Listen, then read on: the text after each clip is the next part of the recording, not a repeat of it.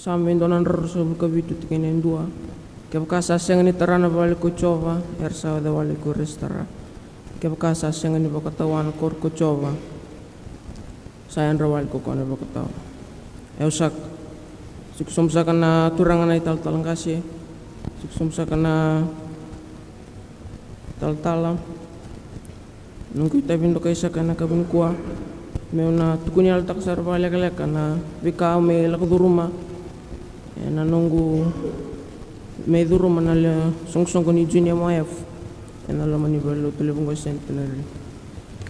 Ni meroya nangan rawang mo pamadal tiko balik na dangku nga tsuwili vitaya kimbali kasabu au dapat tumena koro na madu antike no mundo ane no koro na sana lo mai viti au basara na koro ya lava na tike no sasa na esano maduata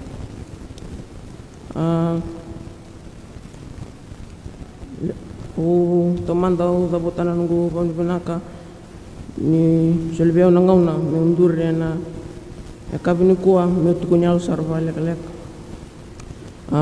tomanda mana dabutan nungu pambenaka tak bali buna bertonang gas ni bulni Sunday school nurtu besus benaka nurtu bibliotek benaka tita silipa dam sakatiko tita mere na turangan na baktawa nang sarvali buna na besus benaka besus bakatama bakatina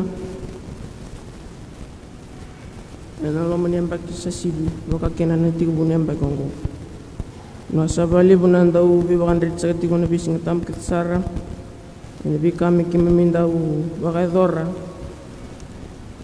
na ni mamimbula na bisinga kimamindau muraboli na weneba ni mturango Yesu Kristo. Nakataksara nga bali na nandambula na liu-liu. Beliu tek benaka, beliu tek mangosa. Beliu tek sakina bikin mami. Na lo maniambak sa siu. Beda butangan nunggu bamde benaka berton na leo ni junior moef. Na bitokan benaka. Na lo maniambaki.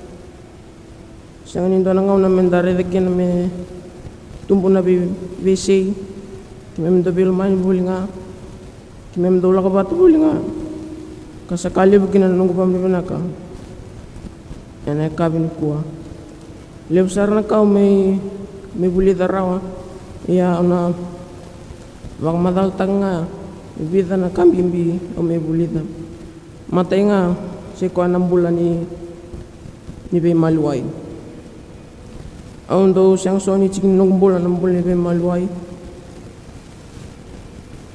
Matay ni singa tampo. Au durumakin na Sunday school. Tukun sarabiyaw mapamadal tikyaw sa pamadal tikyaw. Sa pamadal tikirbiyaw. Atos chikin nangaw na sa kilayir binaka. Kimem sandabi maluay. Kasang kayo may kilakin na. Nindo na ka. Nambinin kayo may bich. Hiratyo laman yung lutong ko.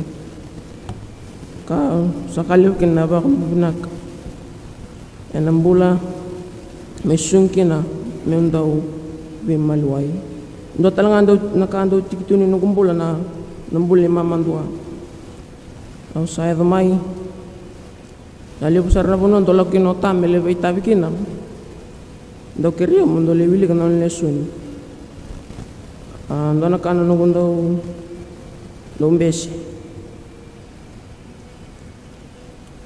ando mbese na lako ndo nangone sa tukuni bia mali leson asa tukuno bucha nasing wili kana leson sa keto warau sar to kam keto sabur lako sa tukuno mo ko ay kuna leson au siang sarangan man lako na non lebay taboya au tunga may bale sa kayo tabuto sang ke bakasam takuto na ko takava